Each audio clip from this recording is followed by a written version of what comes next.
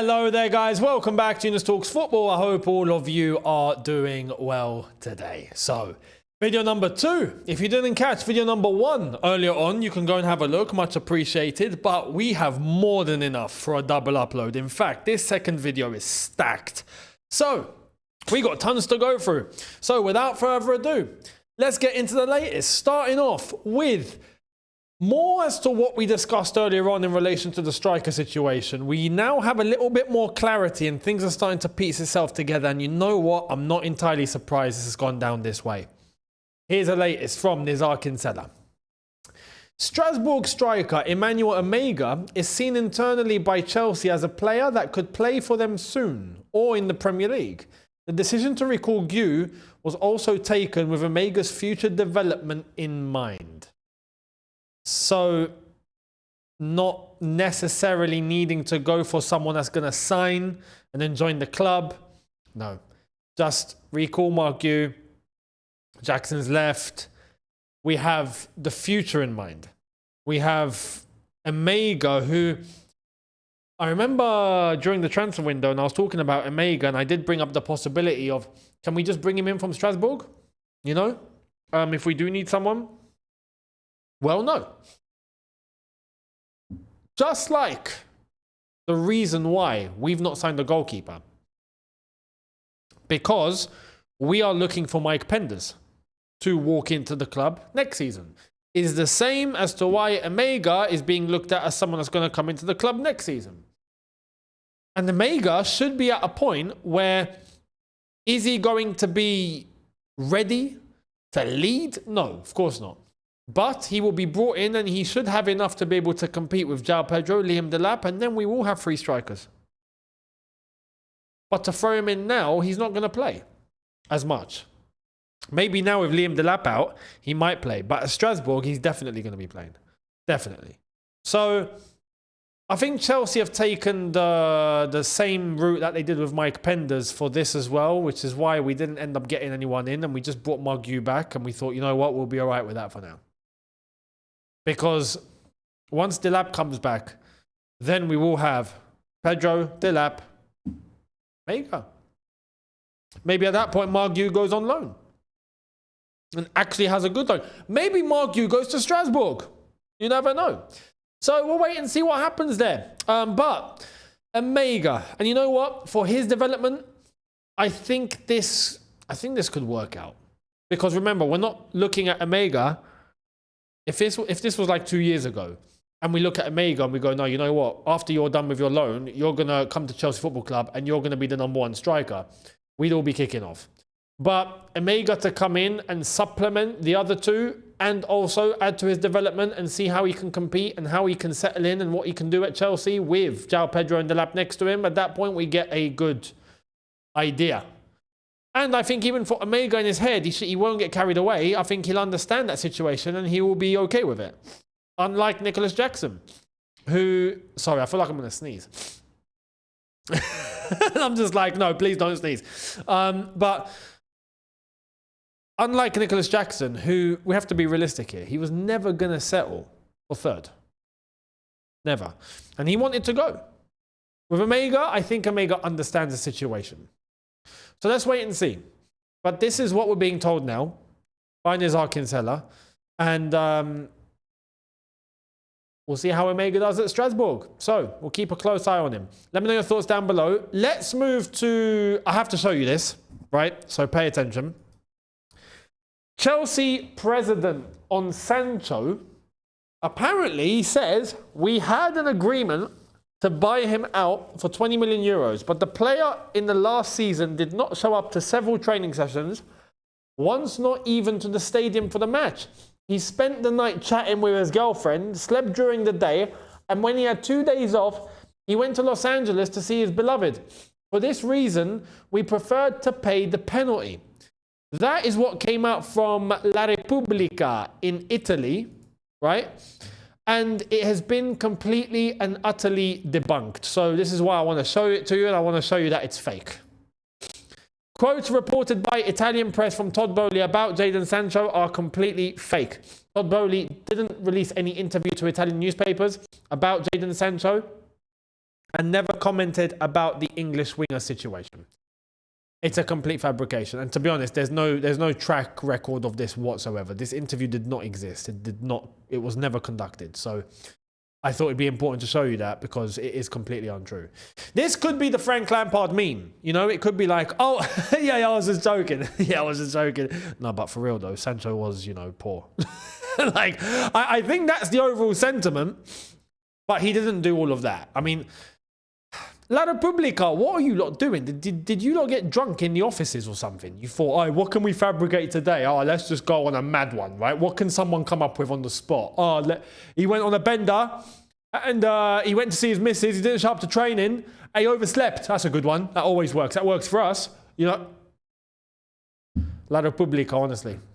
Poor, very poor. If you're going to lie, at least make it look good, you know? Go and take some hints from the sun.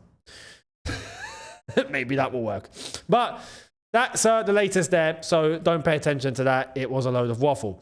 Fabrizio's gone into detail about Fermin Lopez, a move that never happened. Here it is. Chelsea sent a bid for Fermin Lopez because they had a feeling they could tempt the player. They wanted to try. They technically didn't need the player, but saw an opportunity.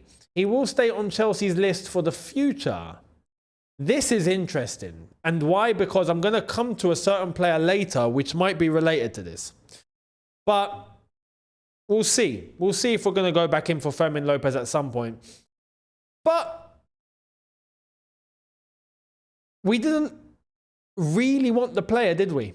It makes me wonder, did we really want to sign anyone in that regard? You know, Xavi Simons never happened, but we didn't put in a bid. Then Fermin Lopez, we tried because it looked really cheap, but didn't happen. We're like, nah, we're not going to bother then. Did we really need someone? Because what I'm about to show you in a bit ties in with this, but also doesn't make sense. Unless if we really weren't that bothered about the position, which now when you put the pieces together, it's beginning to look that way. And I'll explain why, right? I'll explain why. Let me show you the Champions League squad. So the Champions League squad was released today, right? Here it is. Sanchez, Jorgensen, Cucurella, Tosin, Badiashile, Levi Colwill, Hato, Chalobah, Reece James, Gusto, Wesley Fofana, Enzo Fernandez, Cole Palmer, Jamie Gittins, Asugo, Santos, Caicedo, Pedro Neto, Delap, João Pedro, Mark Yu, Esteval, and Garnacho. Right? Do you notice any missing names? Well, yeah, there are some missing names. Here's 3 of them. This is the A-list. George, Lavia, and Achiampong are eligible for the B-list. So the B-list is there. In case something happens, they will be able to step in without any complications. Right? But they're not in the A-list. For Tyreek George, we can understand. For Lavia, we can definitely understand. If there was a C-list, we probably put him on there because of his injuries. Achiampong surprises me. That surprises me. How he's on the B list, not on the A. But we're counting Wesley Fofana, so I'm guessing that Chelsea are accounting for Wesley Fofana's recovery, and they reckon that by the time he gets up to speed, he will be back to his best. Hopefully. Hopefully. But Achiampong is on the B list. Do you still realise there's a player missing? Let me show you. Here it is. Facundo Buonanotte is not in Chelsea's UEFA A or B list for the Champions League. Loaned Chelsea star, well, I mean, hardly a star, but said just days ago, it's a great step in my career. I'll get the opportunity to play in the Champions League for the first time, which will be a great challenge. Who's going to tell him? I ain't saying anything. I'm just going to stay. No, you do it. You tell him. But if I tell him, it's going to be awkward. Yeah? You tell him. You're good at it. Go. Are you going to do it? I'm not doing it. How has he been given the impression he's going to be playing Champions League? And now we're just like, nah, mate. You know? Again, Frank Lampard meme. Oh, yeah, Champions League. No. Not happening. Well, here's the official line. So, Facundo Buonanotte does not make Chelsea's UEFA Champions League. List B right now includes Lavia, Tyreek George and Josh Achiampong. The club can add any player from the academy to the matchday squad as long as they have been at the club for 2 years. So he doesn't even qualify for that. So Buonanotte is not playing Champions League football. Unless if he's put into... unless the knockout stage. Because he's here for the season. So maybe during the knockout stage, he might be included when we resubmit again. But for this league phase, he's out. So we go back to Lopez. Because Buonanotte plays in the position that Lopez plays in, that Xavi Simons plays in, right? Buonanotte plays there. But Buonanotte, who was brought in on loan temporarily for a season, isn't in the Champions League squad. So do you see the theme here? We didn't put in a bid for Xavi Simons. We looked at Fermin Lopez like an opportunity because he doesn't cost too much, and if it were to happen, great. If it doesn't happen, it's fine. It's not the end of the world. We're not going to pursue. We were looking at it as an opportunity. It never happened, not at the end of the world. But then we got Buonanotte, but he's not playing Champions League. So, were we really that fussed about the position in the first place? I don't think we were. Maybe we're looking at it as some extra depth for the Premier League, so then we can account for those players that start every game to be ready for the Champions League. Maybe Buonanotte was only brought in as some extra Premier League depth and nothing else. Maybe that's it. Buonanotte is the sort of guy that can fill in against Leeds and against Wolves and against Brentford now, because Brentford have been milked, absolutely milked. But you get the gist. And then when it comes to the serious games, you know, Cole Palmer might get a rest. Or, you know what I mean? So maybe that was the case. Maybe that was the reason. I don't know. Let me know your thoughts. Do you have any theories? I'd love to know down below. Much appreciated. Now, Garnacho. He's got his shirt number. Garnacho will wear number 49. So just as he did at Manchester United, if I'm not mistaken. Has he got a thing with that number? I don't know. I don't know the relevance of this number whatsoever, but it's a number and he seems to like it. So, yeah, that's that. So good luck to Garnacho. Good luck to Garnacho, and I hope he smashes it, and I hope he can hit the ground running, and he can score at Old Trafford, and then the United fans are going to go, what just happened? And we're going to be like, yeah, that happened. And United fans are just going to try and lift their jaws up the floor, but it's not going to be possible because they're in that much shock. That would be great. Garnacho, you got a mission, yeah? You're on a mission. The mission is to score your first Chelsea goal at Old Trafford. Yeah, that's fine. I don't need to score against Brentford. Forget that. Old Trafford. You score your first goal at Old Trafford, you're good to go. You will be respected instantly. Just like how Man United fans didn't respect you. Yeah? They didn't respect you. Don't worry. If you score at Old Trafford, you're going to get the respect that you wanted from them, that you didn't get from them. You're going to get it from us. Instantly. Yeah? Do you want that? You got to go and get it, my friend. So you know what to do. Go and score at Old Trafford. I hope that prep talk worked. Fingers crossed. Now, Santos done something big. He done something big. You want to hear? Here it is. According to UOL Esporte, Al Qadsiya of Saudi Arabia offered Chelsea a fee of 70 million euros for Andre Santos, and the Brazilian player was offered an annual salary of 8 million euros a year, which was 5 times the amount he earned at Chelsea. Santos turned it down to stay at Chelsea. Respect. If that is what's happened, respect. Have a respect. That is outrageous. it's not astronomical money, 8 million a year, but at his stage in his career and what he was getting, what he is getting, it's still relatively peanuts. He'll only get more once he starts playing regularly and plays really well. But Saudi just offered him a lifeline. He wants to stay at Chelsea. Says a lot about the boy. We're starting to see a theme here. I spoke about Delap earlier on. He decided to turn down Man United, even though Man United warned him that Chelsea signed João Pedro. So you're going to have competition there. Here, you got your place. He's like, no, I'll go to Chelsea.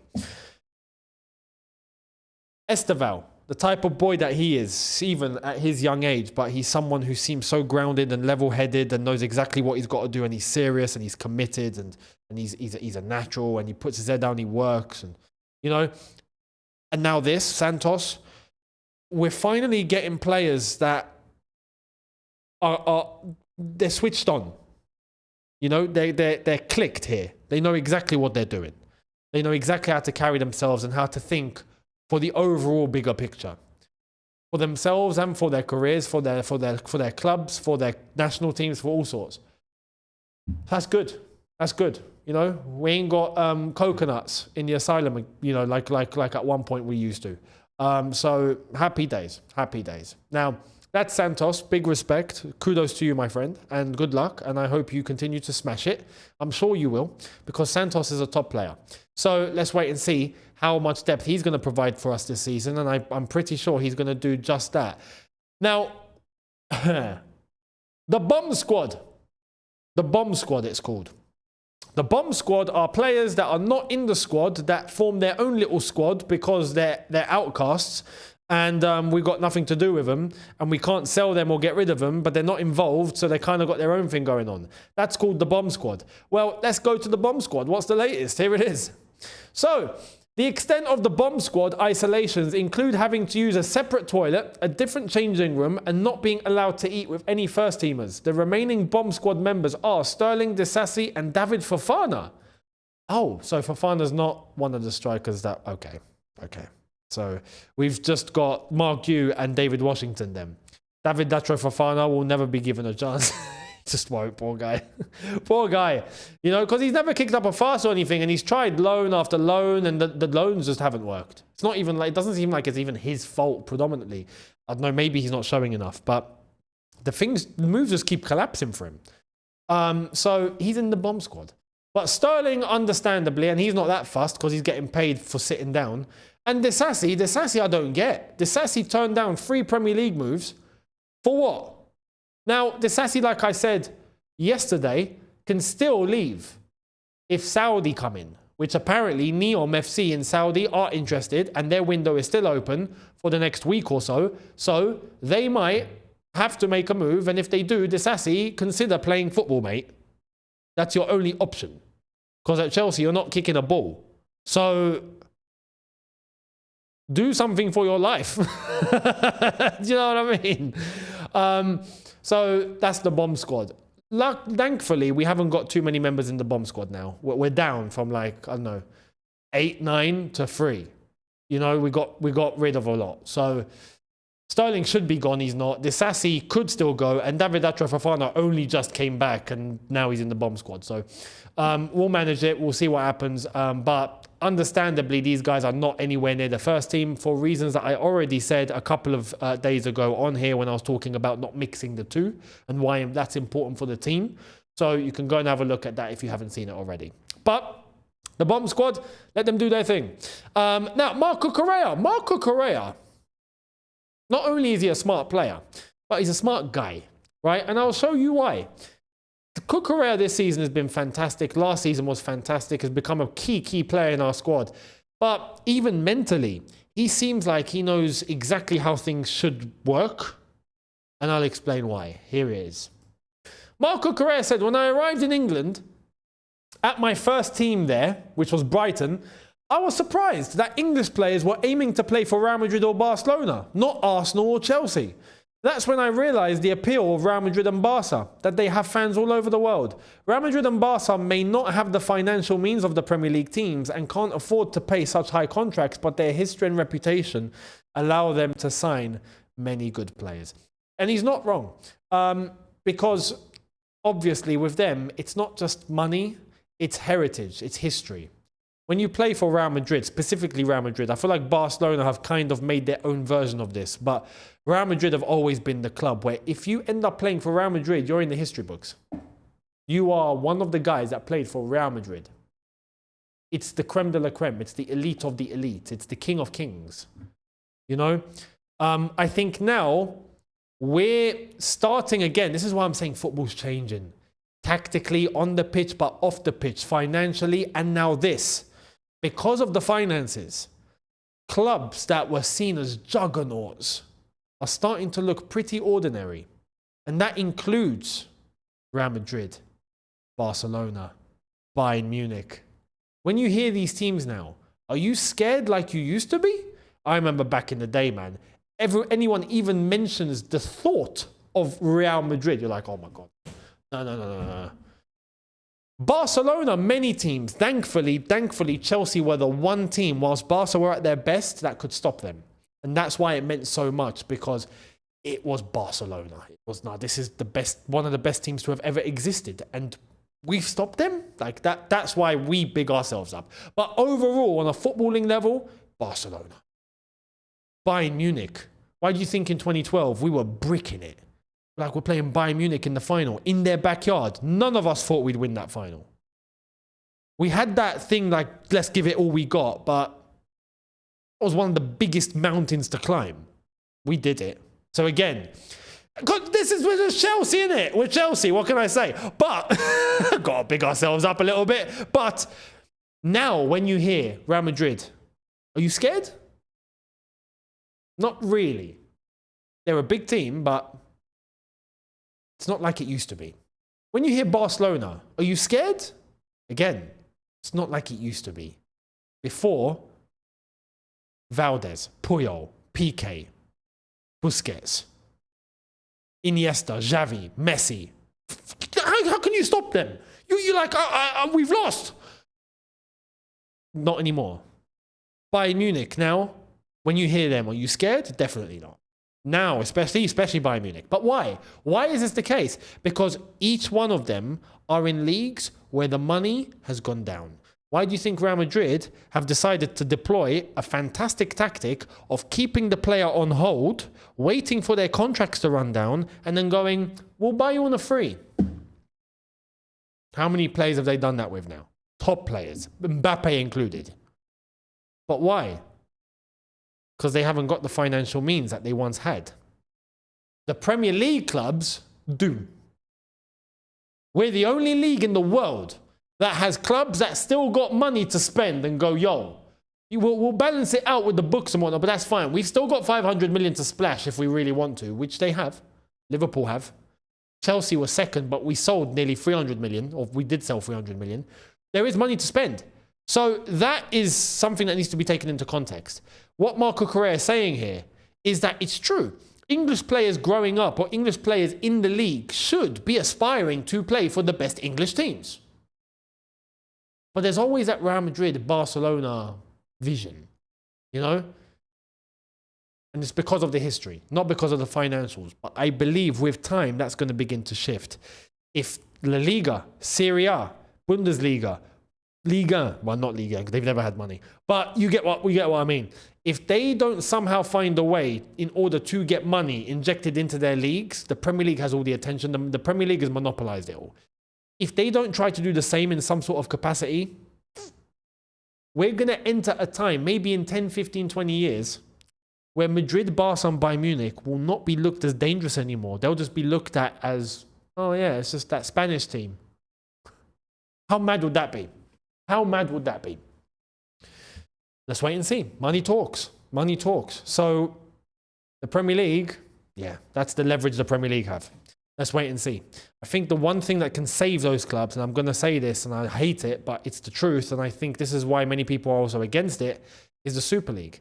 If the Super League were to come back, trust me, Real Madrid, Barcelona, all these teams, they're signing up in an instant because they know that's their way to cash. Why? Because the Premier League will be involved. Without us, they all die. I mean, without the Premier League, realistically, all the attention is on Premier League football. And you best believe the Champions League is the same, but when the Premier League clubs are there, everyone's watching. It's just how it is. We've got all the attention, and attention is money. That's why the Premier League have a lot of money. So, let me know your thoughts on that. Much appreciated. Now, we're going to wrap up with two stories, starting off with Bayern Munich, funnily enough. Bayern Munich have contacted Antony before he signed to Real Betis and offered him double the salary, but the Brazilian decided to keep his word and join Betis. Antony confirms, I spoke to Bayern Munich the day before everything was done with Betis. I said I gave my word to Betis and that everything was 95% finalised, and I'll stick to my word out of respect, affection and knowing that I'm happy here. You know what? I think he made the best decision. He definitely done well, because he's got his spot at Real Betis and he has a chance to shine, which he's done at Real Betis, but at Bayern Munich, that's where things can get a little bit sticky. Especially right now. They're not too stable. So it's a risk. It's not like Bayern Munich of old where you take it because it's Bayern Munich. It's just what we was talking about. You know? Now though, you joined the Bayern Munich in the time when Ian Robben was playing, for example, when Müller and all these guys. Yeah, you're flipping. You're like, yeah, I'll go there, because I might win the Champions League. With Real Betis, now he's playing, he's shining. Bayern Munich, there's no guarantee of anything. So it's not worth it. So, well done to Antony. Good decision overall. Let me know, do you think he made a good decision? Down below. And to end, Ange Postecoglou could be emerging as an option for both Bayer Leverkusen and Fenerbahce, who are looking for a new head coach. I don't get Fenerbahce. They sacked Jose, right? Because they lost to Benfica. And then they get Ederson. They get Asensio. They start signing players that you'd think Jose would have wanted, right? And now they're going to go and get Ange Postecoglou, which, to be fair to Ange Postecoglou, I mean, you know, away from Tottenham, he might actually do bits elsewhere. He might actually go on and win a league. You know, when he goes to Bayer Leverkusen, he might get that team playing. He goes to Fenerbahce, he might actually do well in Turkey. You never know. You never know. But I think he might go to Bayer Leverkusen. I think with what he did in the Europa League with Tottenham, that you have that on your CV, mate. You're seen as a legend. So he's got leverage. He might as well use it. So good luck to Ange. I hope he gets back into football really soon, because you know what? At Tottenham, I didn't want to like him because it's Tottenham. But I like the chap. I like the man. I like the man. Ange, Big Ange, I think he's quality. Yeah, I think he's quality. As a geezer, I think he's class. Very, very nice character. So away from Spurs, I wish him the best. I actually do. And I can't wait to see what he's going to do. So good luck to him. He wins a trophy every second season, apparently. Until now, throughout his entire career, he's stuck to that. And even at Tottenham, he accomplished it. So is that going to continue? Let's wait and see. Thank you all so much. Let me know your thoughts down in the comment section below. I will see all of you tomorrow for a couple of new ones. So make sure you're here, subscribe, notification bell on. And I'll see you then. In a bit, people. Look after yourselves. Take care and peace.